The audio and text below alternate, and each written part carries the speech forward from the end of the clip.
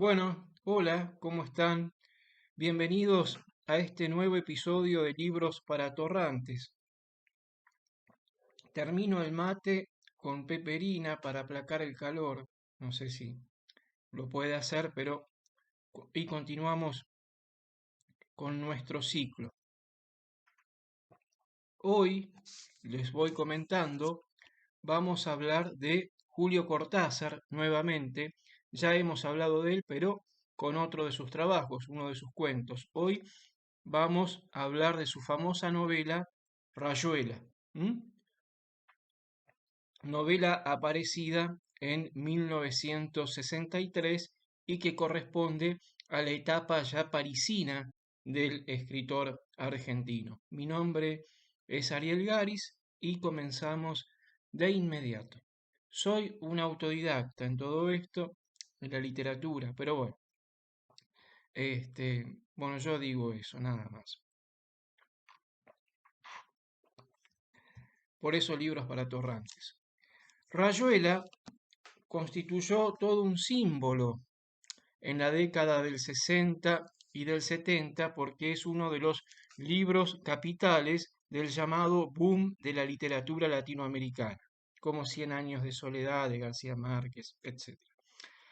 Rayuela no solo es un símbolo dentro del boom de la literatura latinoamericana, sino que también Rayuela marcó a toda una generación en la Argentina, que se identificó con Horacio Oliveira y La Maga, los dos personajes centrales de la novela de Cortázar. Marca toda una estética, la de los años 60, la bohemia, la intelectualidad, y luego, claro, la politización, ¿no? de varios intelectuales y de personas que se atrevieron, entre comillas, ¿no es cierto?, a luchar por lo que consideraban un mundo mejor. Dentro de ellos también el propio autor de la novela.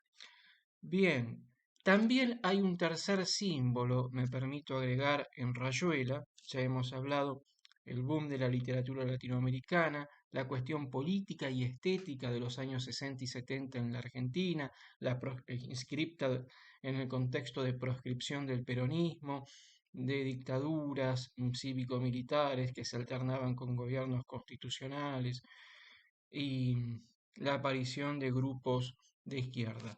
Bueno, también hay una tercera simbología que es la de que Rayuela rompe con la novela tradicional, rompe con el estereotipo de novela convencional y se puede leer de diferentes maneras. Una novela tradicional comienza, por supuesto, el primer capítulo y termina, ¿no? Este, y el fin. En cambio, Rayuela, que como dijo su autor es una contranovela o antinovela, puede leerse de diferentes maneras. Puede leerse como una novela tradicional, comenzando desde el capítulo 1 hasta el capítulo 56, ¿no? Y también y todo lo demás puede prescindirse, y hay una historia. También puede leerse con el tablero que Cortázar, tablero de lectura, ¿no? Como si se tratase de un juego ajedrecístico. Rayuela es un juego literario, un juego ajedrecístico. Tablero de dirección que Cortázar pone al comienzo de su libro y que implica comenzar a leer su novela desde el capítulo 73. Después ir al capítulo 1, al capítulo 2 y del 2 saltar al 116, ¿no? Porque después del capítulo 56 lo que hay, y así continuamente, del 116 al 3, después, no me puse los lentes, al 84 y más. Bueno, y después del capítulo 56 lo que hay son recortes de libros, periódicos, opiniones varias y demás. Todo lo que se puede, dice el autor, prescindir, pero que también hacen, ¿no?, al argumento de la novela. ¿Y de qué se trata la novela? Bien, Una cosa es el Julio Cortázar, autor de cuentos, que es maravilloso, que es uno de los grandes cuentistas argentinos, lo dijo el propio Borges, y otra cosa es el Cortázar, mm, autor de novelas. Las novelas de Cortázar son para la crítica un poquito más difíciles de digerir que sus cuentos.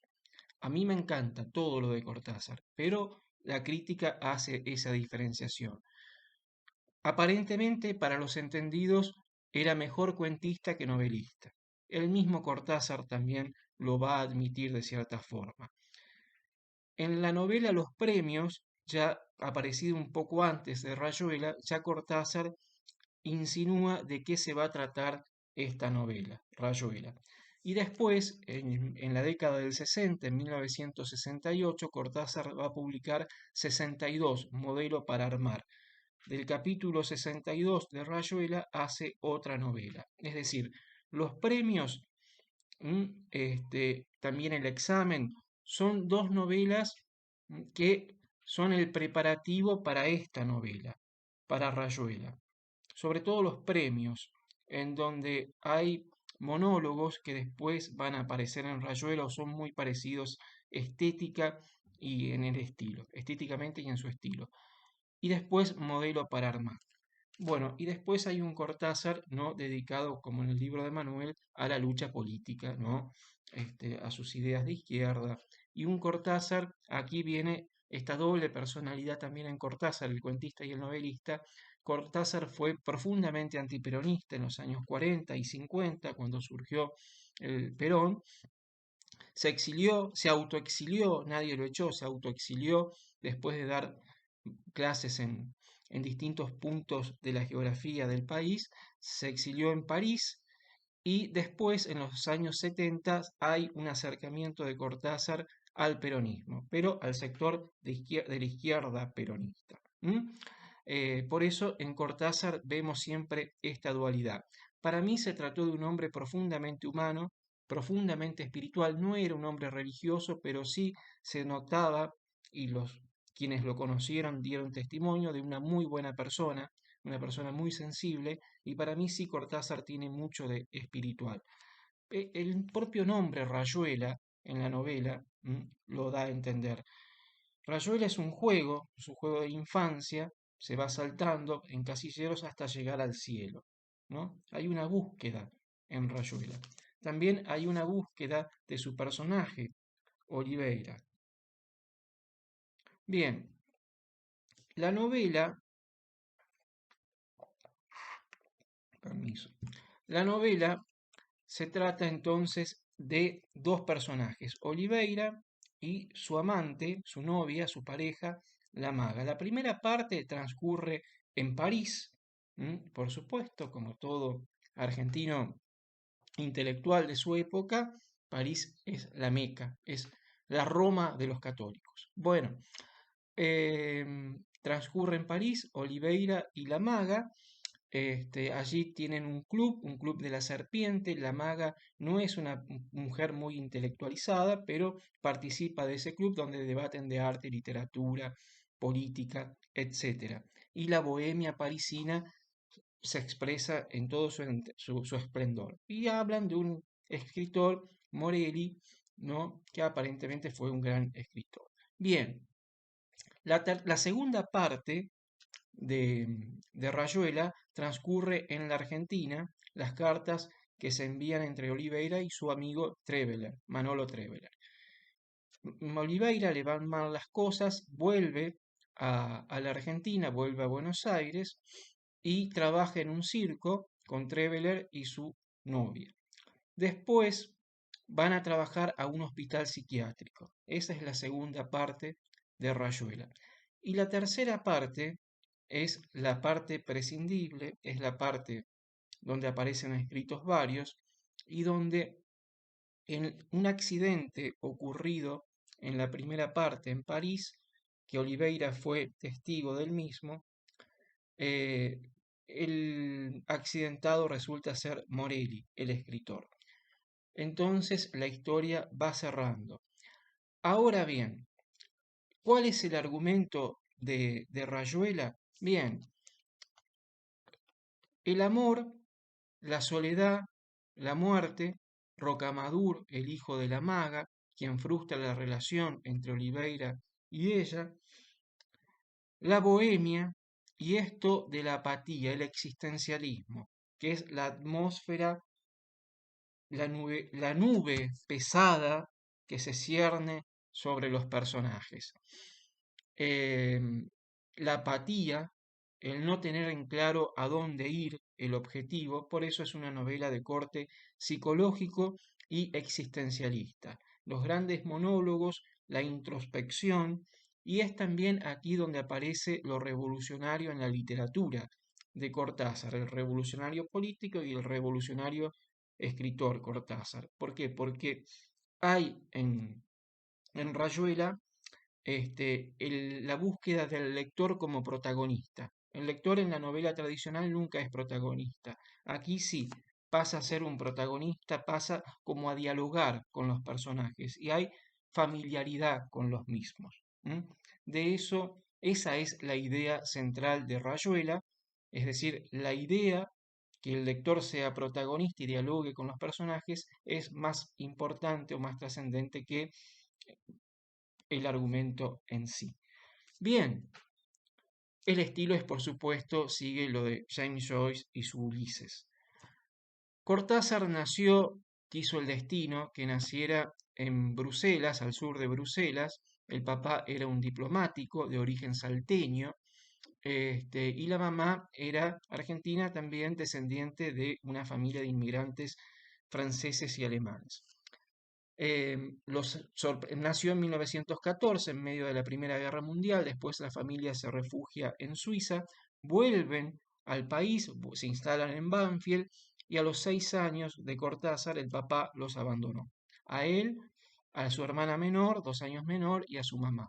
Abandonó a la familia, Cortázar no va a tener más relación ni vínculos con su papá. Esto lo marcó a Julio Cortázar, quien se crió, se educó, se formó con su mamá, con pesadumbres económicas, con su abuela, sus tías, ¿no? Y sus profesores, contaba Cortázar, suplantaron la imagen paternal. El padre los abandonó por otra mujer. Bien, por eso Cortázar siempre negó su ascendencia, dicen, esto muchos críticos lo analizan, su ascendencia salteña, ¿no? Pertenecía por vía paterna a una importantísima eh, familia tradicional de Salta, de orígenes ya en la época colonial y en la guerra de independencia. Pero el papá era hijo de un vasco, ¿no? Así que se asentó también en esa provincia norteña. Entonces, por parte del padre, orígenes inmigrantes vascos y por también vía paterna, por vía de la mamá, de la abuela materna, descendiente de una tradicional familia ligada, emparentada con Martín Miguel de Güemes, nada más y nada menos. Cortázar de esto nunca dijo ni una palabra, justamente para negar ese mal recuerdo, dicen algunos, del padre. Pero estas son interpretaciones freudianas que hay mucho de psicoanálisis y se menciona a eso en la novela, en Rayuela. Bien, Rayuela es la novela más vendida en la historia de la literatura argentina. Es imprescindible leerla. Muchos dicen que la leen, aunque no les gusta. Otros dicen que la leen, como el Ulises de Joyce, pero no lo hacen. Y es como que, qué sé yo, quien escucha una sinfonía de Beethoven, dice, sí, hay mucho de esnovismo también en este tipo de literatura. Pero hagan la diferencia de leer al Cortázar de los cuentos y al Cortázar de las novelas. Rayuela sí sigue siendo imprescindible por lo que marcó, por la época que marcó y que sabe muy bien retratar su autor. Bueno, espero que esto les haya servido. Hasta el próximo libro para atorrantes y yo me despido. Chao.